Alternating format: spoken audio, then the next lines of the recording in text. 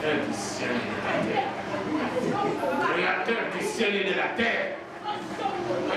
Créateur du ciel et de la terre. Toi qui es descendu le jour de la Pentecôte.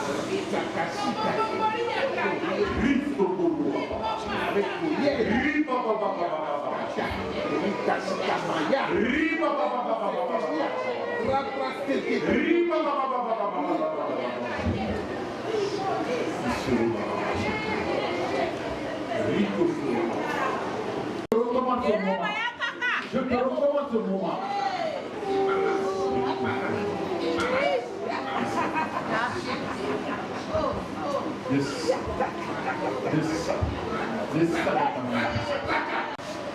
La parole qui sortira de ma bouche, moi là maintenant, Père, qu'elle impacte maintenant, Seigneur, positivement la vie de ton peuple, au nom de Jésus-Christ. Père, qui suis-je pour m'arrêter ici pour parler de ta part? Je ne suis absolument rien.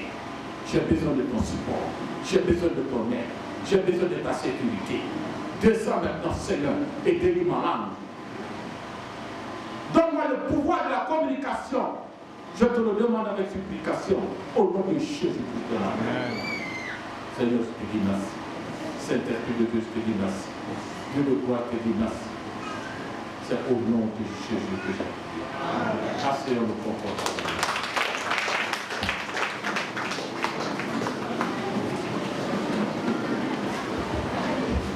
Saint-Esprit,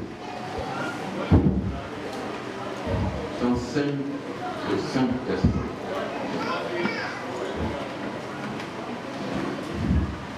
Mes prédécesseurs ont déjà dit beaucoup de choses. Je vais ajouter quelque chose à ce qu'ils ont dit.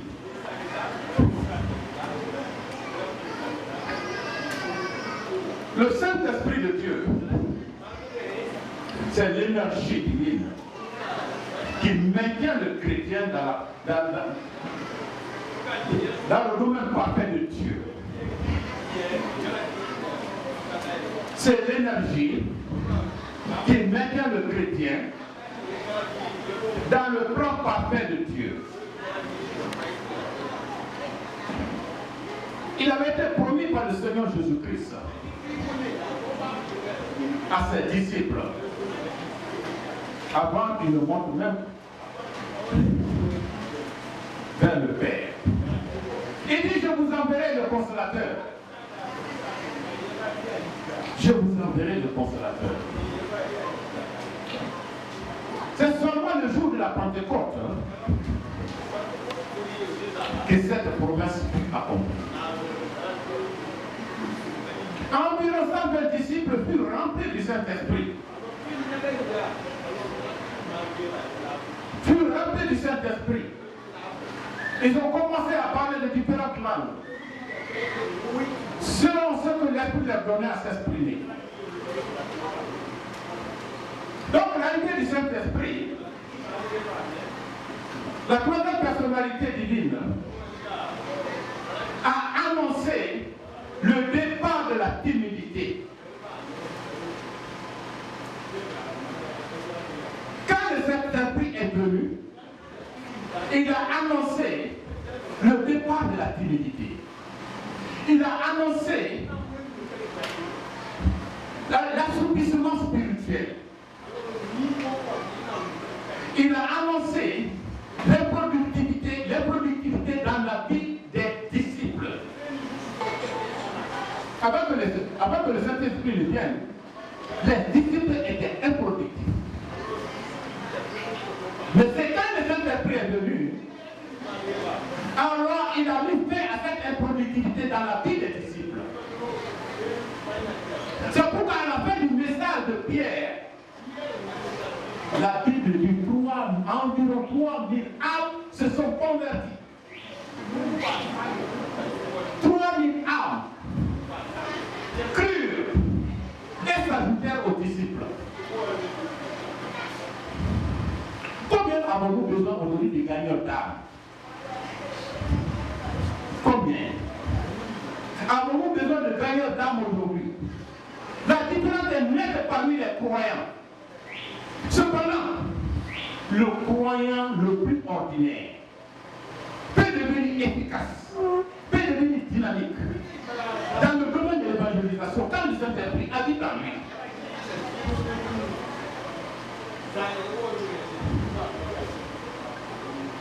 Et peut le devenir. En outre, le Saint-Esprit rend ici le chrétien fructueux. Il rend le chrétien fructueux. C'est ça le rôle du Saint-Esprit. Il rend le chrétien fructueux. Il console les chrétiens. Il l'aide dans la prière.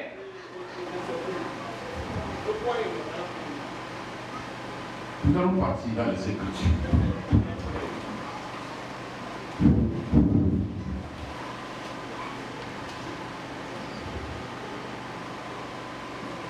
Je disais donc, le chrétien le plus ordinaire peut devenir efficace, peut devenir fort, peut devenir dynamique dans le domaine de l'évangélisation lorsque le Saint-Esprit vient habiter en nous. C'est le Saint-Esprit qui rend le chrétien fructueux, qui rend les disciples de Jésus fructueux.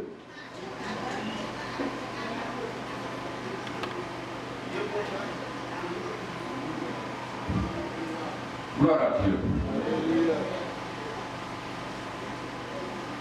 Il nous guide dans toute la vérité. C'est lui qui nous guide dans toute la vérité.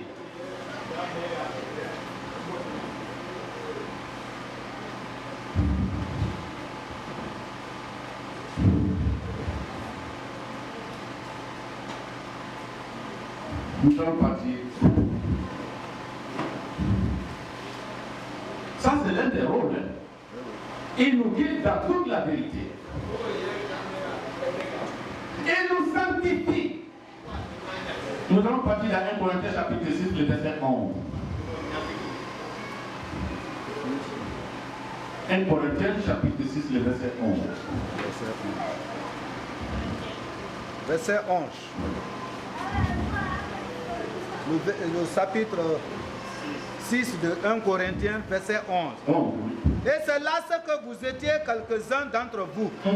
Mais vous avez été lavés. Vous avez été lavés. Mais vous avez été sanctifiés. Mais vous avez été zitifiés au nom du Seigneur Jésus-Christ. Oui. Et par l'Esprit de notre Dieu. Et par l'Esprit de notre Dieu. Donc le Saint-Esprit sanctifie ici. Nous savons tous que la sanctification est la deuxième œuvre de grâce à travers laquelle Dieu déracine les racines du péché dans la vie d'une personne sauvée. C'est pourquoi elle doit toujours précéder le baptême du Saint-Esprit. Parce que l'Esprit n'habite pas dans un corps impur.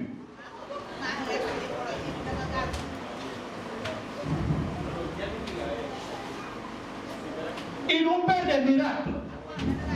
Romains chapitre 15, le verset 19.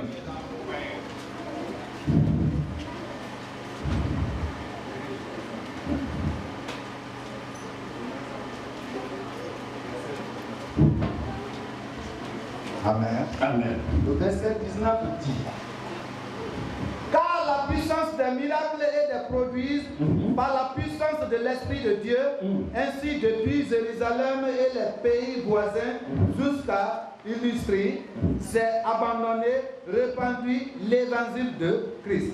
C'est abondamment répandu l'évangile de Christ. Amen. Amen. Donc sans le Saint-Esprit, on n'a pas cette capacité. C'est le Saint-Esprit même qui opère des miracles. Quelqu'un se lèverait par exemple se taper la poitrine, pensant que, c'est-à-dire que les produits qui se fait et ses mains viennent de lui, il est en train de mentir. Lorsque tu vois des choses comme ça, ne t'en glorifie pas. Dis-toi que c'est le Saint-Esprit qui est en train d'opérer à travers ma main. Donc c'est le Saint-Esprit qui opère des miracles. Et regardez un peu, c'est seulement après la Pentecôte que les disciples là sont sortis. Ils se sont Ils se sont répartis partout dans le monde. Ils ont commencé à prêcher. C'est le Saint-Esprit qui opère les miracles. On ne parle pas de miracles dans l'autre côté. Il y a beaucoup de religions qui sont là. Mais puisque le Saint-Esprit ne demeure pas là, on ne peut pas parler de miracles. C'est seulement dans l'Église de Dieu qu'on peut parler de miracles parce que tout simplement, le Saint-Esprit est là. Il y a des milliers de personnes aujourd'hui qui meurent de l'autre côté. C'est le Saint-Esprit donc qui nous transforme. Il y a un groupe qui vient de tenir 30 jours dans la privation. Mais aujourd'hui, ils sont retombés encore dans les mêmes habitudes. Parce que tout simplement, le Saint-Esprit n'est pas avec eux. Ils sont retombés dans les mêmes habitudes. C'est ça la vraie nouveauté.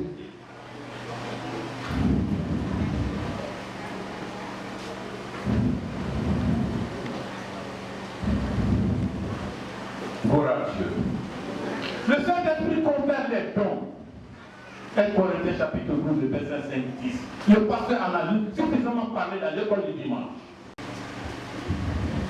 Verset 5.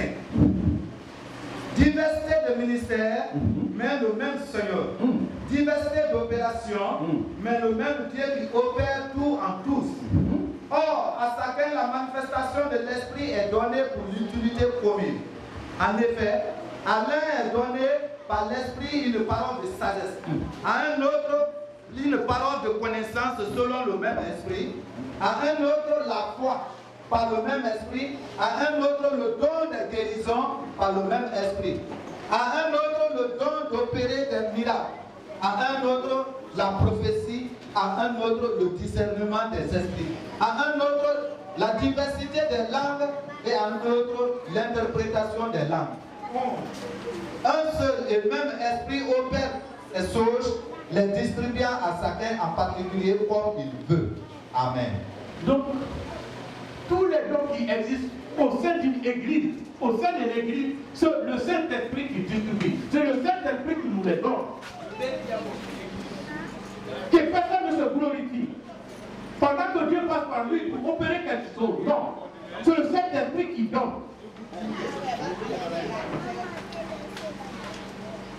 C'est le Saint-Esprit qui donne. La preuve est que de l'autre côté, il n'y en a pas. Parce que le Saint-Esprit n'est pas là pour distribuer des dons là-bas. C'est pourquoi nous ne verrons pas de miracles là-bas. On n'en parle même pas.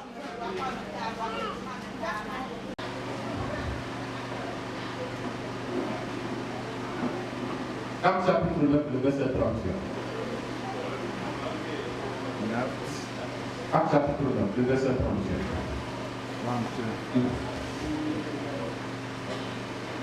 Le verset 31. L'église était en paix dans toute la Judée, la Galilée et la Samarie, s'édifiant et marchant dans la crainte du Seigneur et s'accroissant par l'assistance du Saint-Esprit. S'accroissant par l'assistance du Saint-Esprit. Si le Saint-Esprit n'est pas dans une église, mon frère, passer des journées à jeûner, l'église ne va pas croître. L'église ne va pas croître. C'est le Saint-Esprit qui fait croître numériquement l'église. Parce que c'est lui qui opère les miracles. Et même au temps de Jésus, c'est à travers cela que les gens d'ailleurs venaient. Et quand la personne vient, alors il est touché par le Saint-Esprit, il est directement converti. C'est ce qui attirait les gens. Ça attire les gens. Ça attire les gens. Et le Saint-Esprit pour attirer les gens, il opère des miracles. Maintenant, quand ces personnes viennent, le Saint-Esprit les touche et puis ils se reconvertissent. Ceux-là qui étaient là en 92, lorsque Renan Bonquet est venu ici, c'était vraiment spectaculaire au stade 28 septembre. C'était vraiment spectaculaire. Ils sont témoins. Des gens qui étaient venus dans les fauteuils roulants, tu les voyais bondir. Le stade était rempli. Les yeux se sont ouverts. Les murs ont parlé. Et l'homme de Dieu qui prêchait ce jour-là, parce qu'il y avait des gens qui étaient montés dans les arbres. Il dit, dites-les de descendre. Sinon, c'est pas bon. C'est ce qu'il avait dit. Il dit, c'est pas bon. Parce que si ça les touche là-bas, s'ils tombent, à ça, quelque chose va se passer.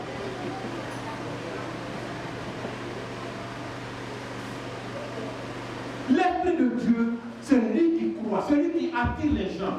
Ce n'est pas par ta philosophie, ce n'est pas parce que vraiment, pédagogiquement, tu es mûr de la parole de Dieu qui va faire que tu vas toucher les gens. Va t'arrêter là-bas et tu parles. Va, dans un carrefour, tu parles. Les gens ne t'écouteront même pas. Nous avons vu des serviteurs de Dieu ici, avec des mégaphones, dans le carrefour de Conakry ici. Les gens ne prennent même pas attention à eux.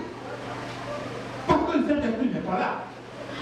Mais quand le Saint-Esprit est là, une fois qu'un miracle se produit seulement, tu vas voir les gens venir. Ils vont venir, ils vont venir, ils vont venir. En ce moment, ils vont écouter le message et le message va toucher leur cœur. Ils seront transformés. Prenez le mégaphone. Les gens sont tellement occupés, ils partent même à leur appel, ils ne t'écoutent même pas, ils sont pressés. Parce que tout simplement, c'est une parole humaine qui sort de ta bouche.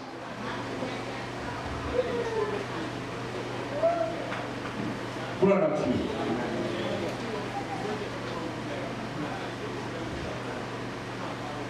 Nous allons lire Galates, chapitre 5, le verset 22.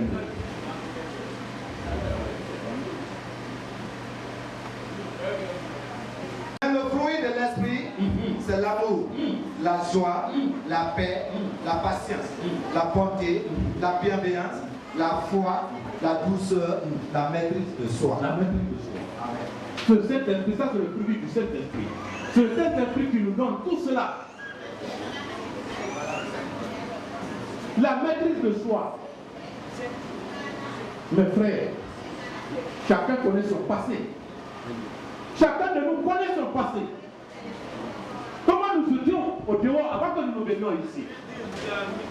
Mais si nous parvenons aujourd'hui à nous maîtriser, c'est parce qu'il y a une force en nous. C'est ce qui fait la différence entre nous et les gens du dehors. Parce que tout simplement, le Saint-Esprit habite à chacun de nous. Si nous ne sommes pas différents, biologiquement, nous ne sommes pas différents d'eux.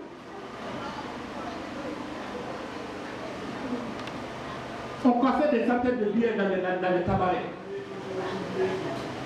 Mais aujourd'hui, nous ne connaissons plus ces routes-là. Nous parvenons à nous maîtriser. Nous parvenons à nous abstenir de beaucoup de choses aujourd'hui. Ce n'est pas par ta propre force. C'est pourquoi il faut désirer. Il faut toujours continuer à maintenir cet esprit qui est en toi. À le nourrir, à l'entretenir par la parole de Dieu. Pour ne pas que te quitte. Si te quitte seulement, tu vas retomber encore dans les vieilles habitudes. Tu vas retomber dans les vieilles habitudes.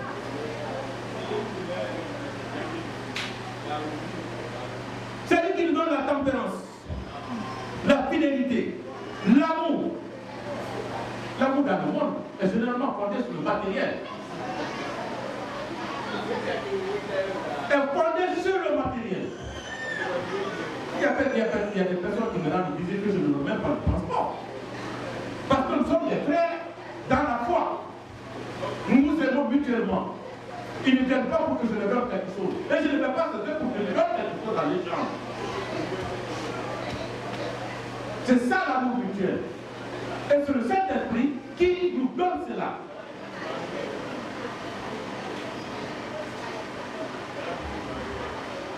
Gloire à Dieu.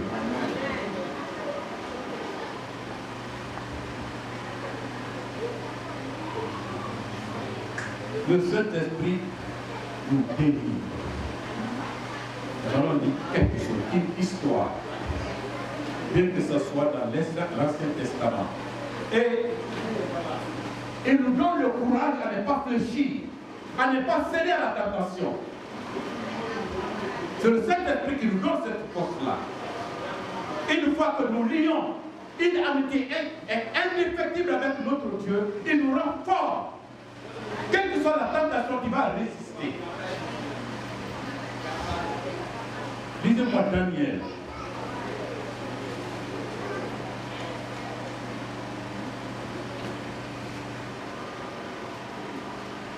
Daniel chapitre 3, le verset 12 à 24. Voici notre Dieu que nous servons.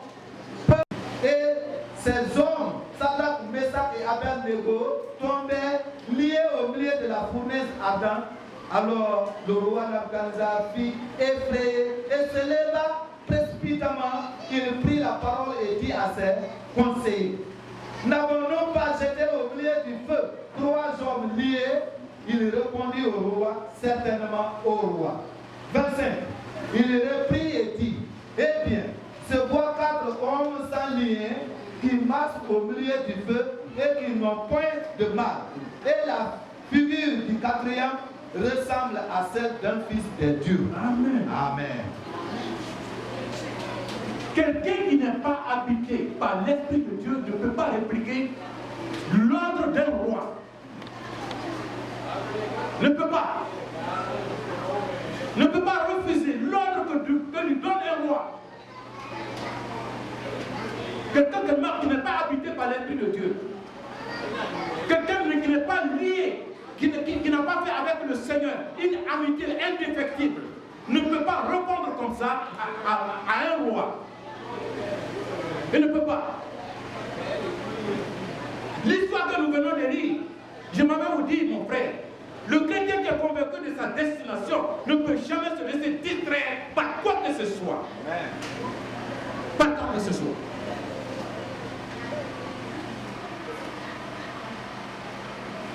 Il ne peut pas.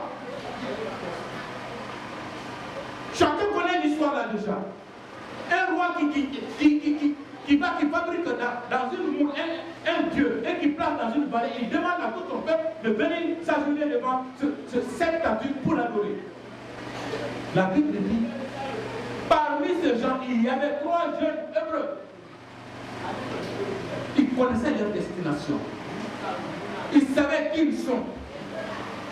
Ils savaient qu'en eux, il y avait un Dieu vraiment qui habitait là. Quelle que soit la sanction qui était prévue en leur refus, rien ne les arriverait. C'est pourquoi nous devons désirer le Saint-Esprit. Nous devons toujours être liés avec le Saint-Esprit. Nous devons toujours être avec notre Dieu. Solidement liés à notre Dieu.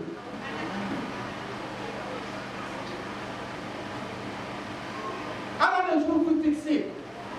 La Bible dit toute la foule se retrouva devant la statue. Il y avait un autre qui avait été donné. On dit ça, une fois que vous attendez seulement le son des instruments de musique, que tout le monde à genoux pour adorer la statue. Mais les jeunes gens là ont refusé. Parce que tout simplement, ils connaissaient leur Dieu. Parce que tout simplement, ils avaient un Dieu qui était prêt à les délivrer.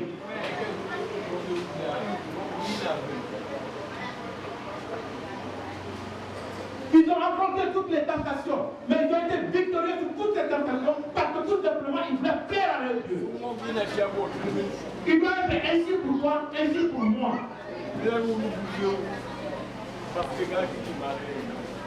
Quelles que soient les situations, nous devons tout faire pour plaire à notre Dieu. Que ce soit à ton service, que ce soit dans ton lieu de travail, partout où vous trouvez. Ne cédez pas à la tentation. Mais cela peut arriver seulement lorsque tu as Dieu en toi. Tu as Dieu en toi. Tu as l'Esprit de Dieu en toi. Si l'Esprit de Dieu n'est pas présent en toi, tout de suite, tu vas céder. Tu vas céder. Il y en a qui ont cédé pour des positions sociales. Il y en a qui ont cédé devant l'argent.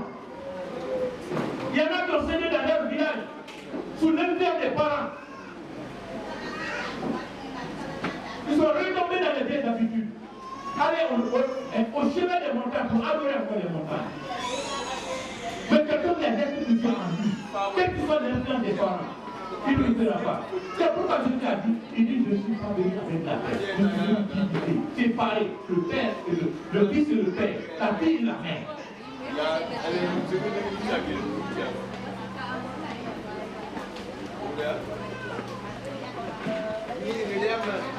Dans le groupe, il y a toujours des rapporteurs qui sont allés dire au roi.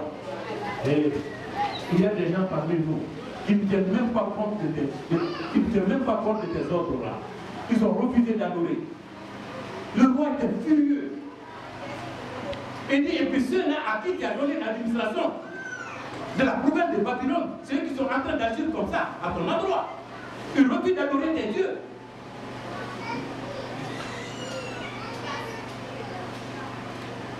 Il les a fait appel. On m'aurait dit quelque chose, mais je ne pense pas que c'est vrai. Mais soyez prêts. Soyez prêts. Lorsqu'on va sonner les instruments de musique, il faut adorer la statue que j'ai dressée là-bas. Si vous ne le faites pas, je ne sais pas quel est le Dieu qui va vous délivrer de ma main. Il était en train d'ignorer que ces enfants-là avaient un Dieu suprême, qui avait donné à ce roi cette position qu'il occupait même. Gloire à Dieu. Les enfants ont dit, nous n'adorerons jamais la statue qu'il a dressée là-bas. Et nous avons un Dieu qui va non seulement nous délivrer de ta main et de la tourner la main. Cela a exacerbé la colère du roi. Il a délégué, c'est-à-dire que 3 personnes de son armée, les plus forts, il les a, pour lier les enfants et les jeter dans la fournaise ardente. Mon frère, quand tu as le Saint-Esprit en toi, il n'y a pas de situation qui peut t'envelopper. Dieu automatiquement va agir. Cette situation-là va te courir. Amen.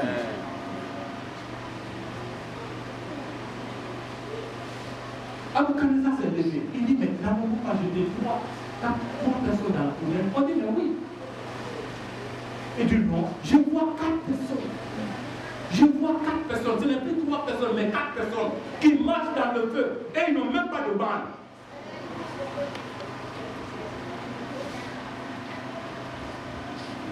Mon frère, quand tu es lié solidement à ton Dieu, ton cœur est tout entier à Dieu.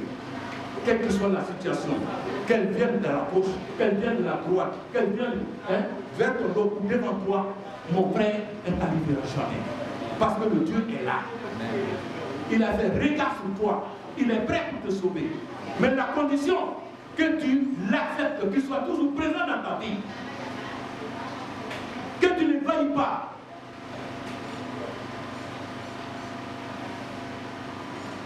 Le Saint-Esprit. Tellement que la fournaise était tellement chaude, les personnes même qui ont jeté ces enfants-là ont trouvé la mort. Ils ont trouvé la mort. Et regardez, la chaleur seulement. A plus forte raison maintenant, toi qui es dans le feu maintenant. Mais tu es automatiquement carbonisé si tu n'es pas avec, si un Dieu n'est pas vivant, un Dieu vivant n'est pas avec toi. Automatiquement tu seras carbonisé.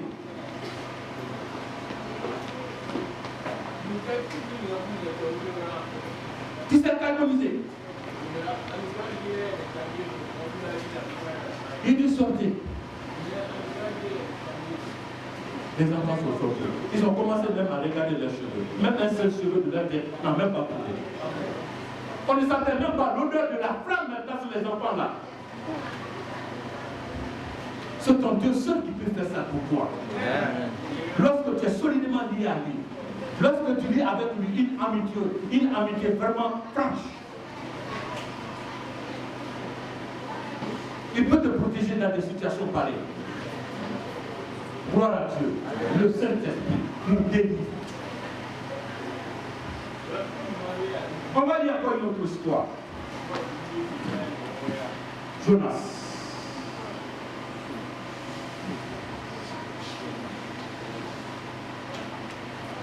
Jonas 2. Le chapitre 2.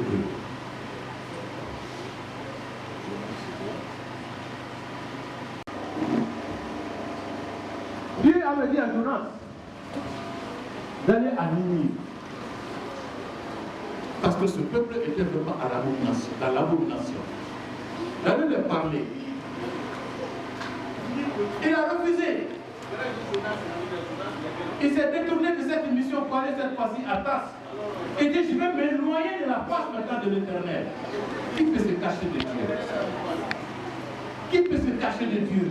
Il dit, je vais m'éloigner de la face de l'Éternel. Il s'est embarqué dans une embarcation. croyant être parti mort, croyant être sauvé, croyant se cacher de Dieu. Le Seigneur a soulevé un grand vent. Ça a commencé, la barque a commencé à basculer de gauche à droite.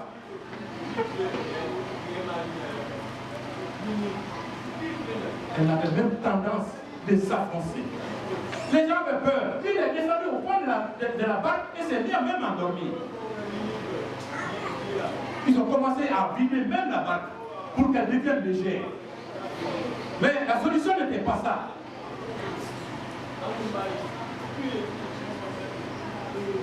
Le navigateur qui était là est descendu. Il dit, toi tu dors.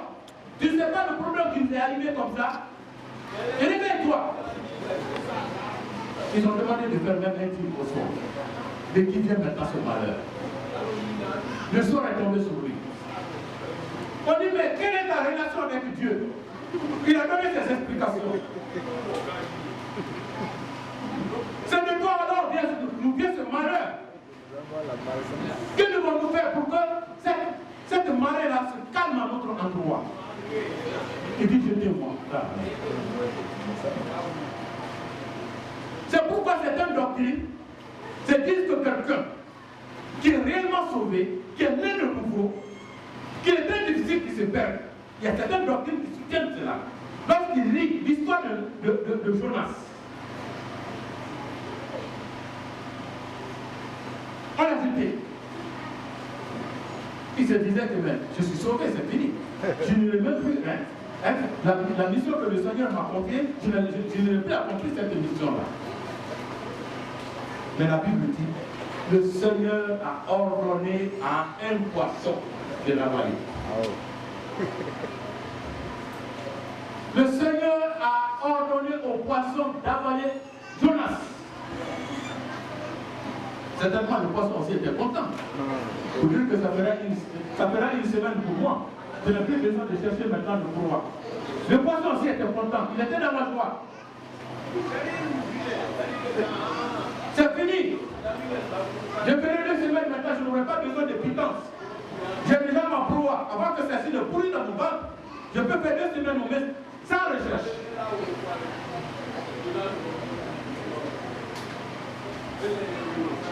Lisez-moi Ecclésiaste chapitre 30. Le verset 13 à 14.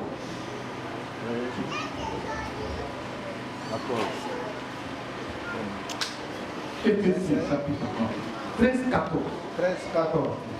En lui vous aussi, après avoir entendu la parole de la vérité, l'évangile de votre salut, en lui vous avez cru et vous avez été scellés du Saint-Esprit. Vous avez été scellés du Saint-Esprit. Qui avait été promis, lequel est un gage de votre héritage, oui, pour la rédemption de ce que Dieu s'est acquis pour célébrer sa gloire. Gloire à Dieu.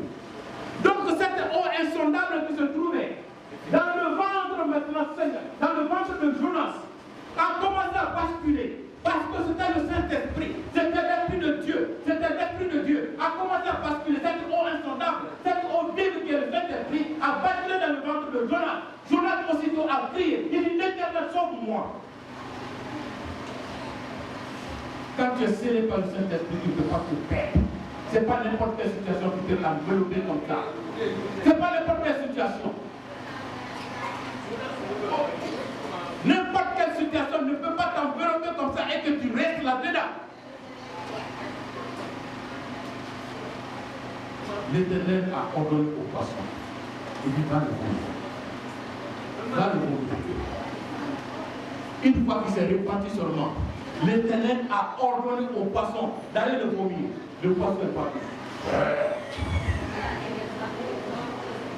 Acclamez le Seigneur.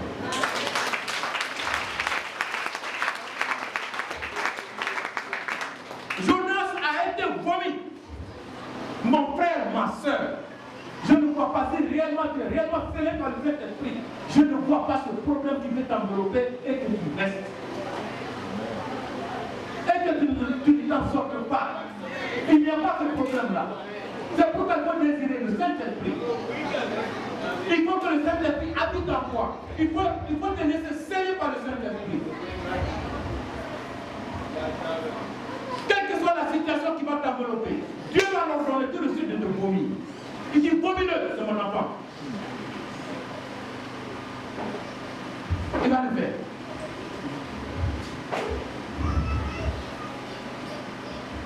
Voilà.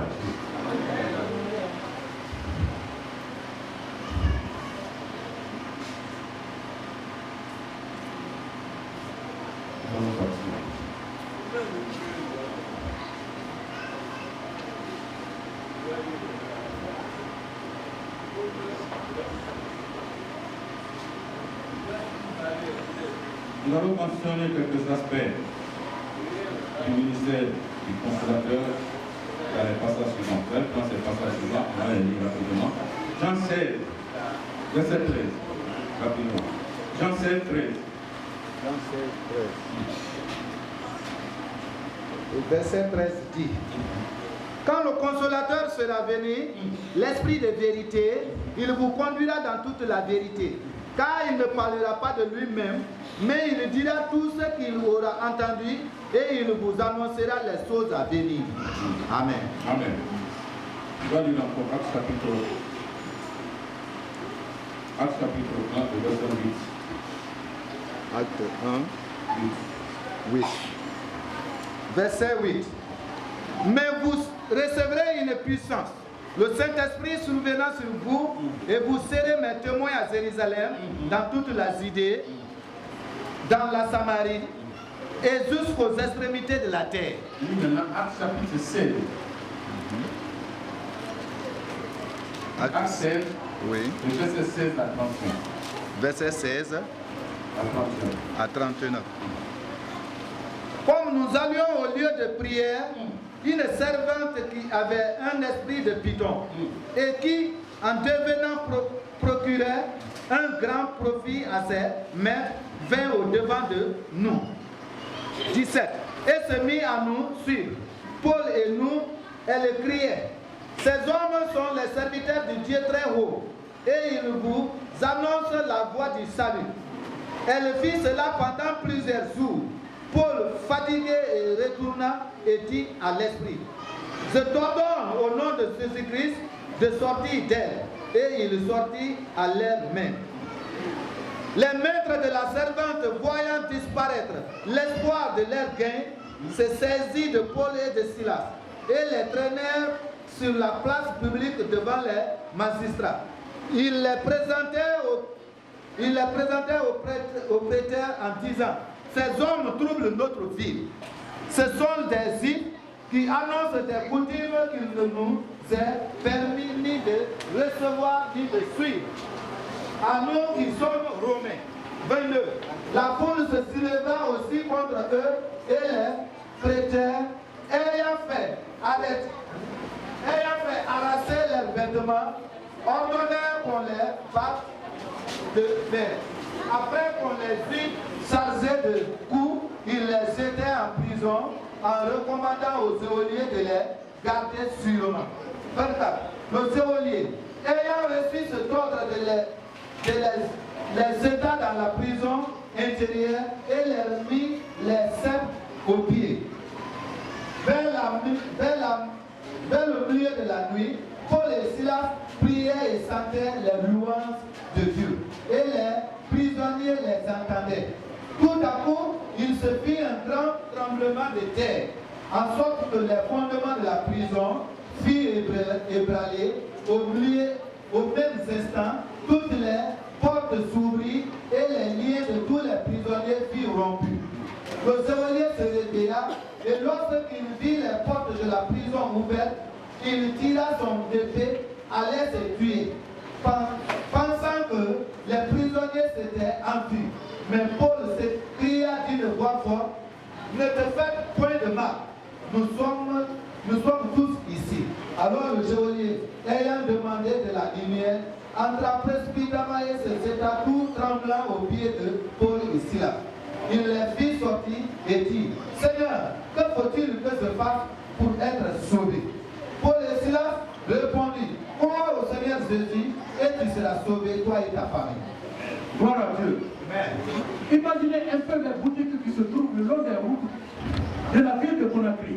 Comment les portes sont vraiment sécurisées.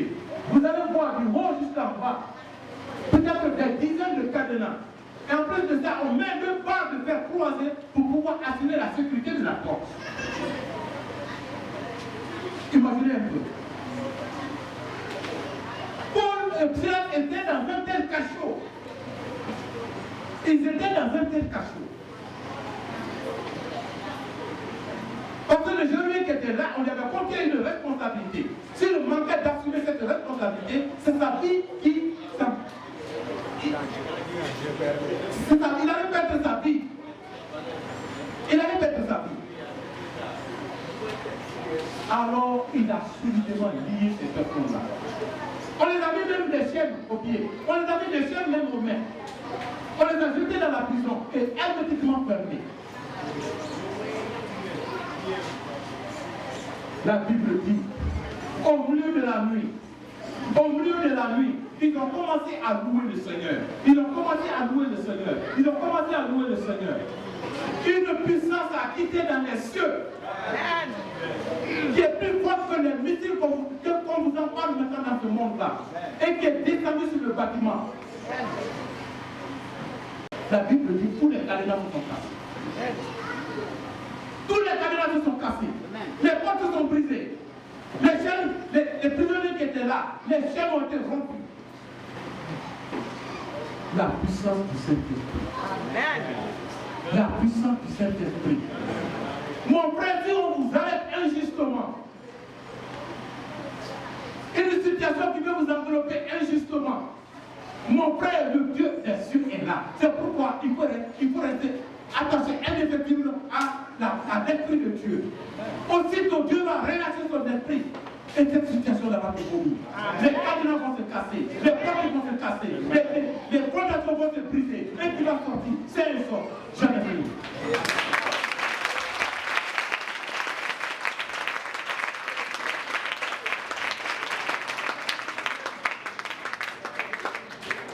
Alors tu vas te lever. Tu vas prier. Lève-toi. Pendant que la chorale est en train de chanter, tu vas désirer le Saint-Esprit. Il vient habiter à toi aujourd'hui.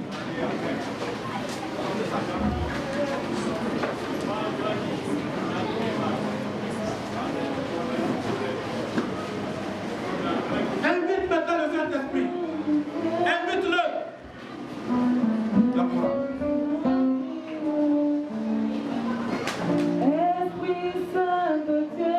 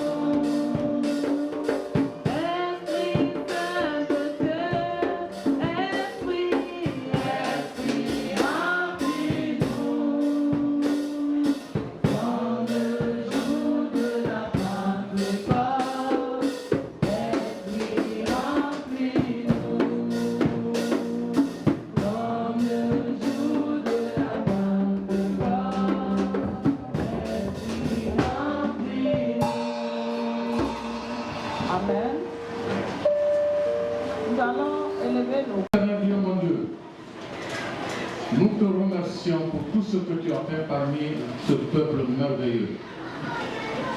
Accepte nos remerciements au nom de Jésus-Christ de Nazareth. Parmi toutes les articulations, Seigneur, de ce culte d'aujourd'hui, tu as été avec nous. Tu t'es manifesté. Tu as parlé à travers des hommes. Tu as parlé à travers des femmes. C'est pourquoi, oh mon Dieu, tout ce que nous avons entendu de la bouche de tes serviteurs aujourd'hui, Père, donne-nous maintenant, Seigneur, la force de les garder et de les mettre maintenant en pratique au nom de Jésus-Christ de Nazareth. Que nous ne soyons pas maintenant, Seigneur, des visiteurs oubliés, mais, Seigneur, des visiteurs éternels, Dieu, qui entendent ta parole qui écoutent ta parole et la gardent. Dans le nom de Jésus-Christ de Nazareth. Père, nous te disons merci. Seigneur, je te recommande maintenant le peuple de Dieu dans tes mains. Seigneur, garde-les, sécurise-les. Sois avec chacun de nous, jusqu'à domicile, dans le nom de Jésus-Christ de Nazareth. Que rien de mauvais ne nous arrive pendant nos trajets différents. Dans le nom de Jésus. Père, nous te disons merci. Maintenant que la grâce de notre Seigneur Jésus-Christ, l'amour de Dieu le Père et la parfaite communion du Saint-Esprit demeurent maintenant avec chacun pour tous. Au nom de Jésus-Christ de Nazareth. Amen.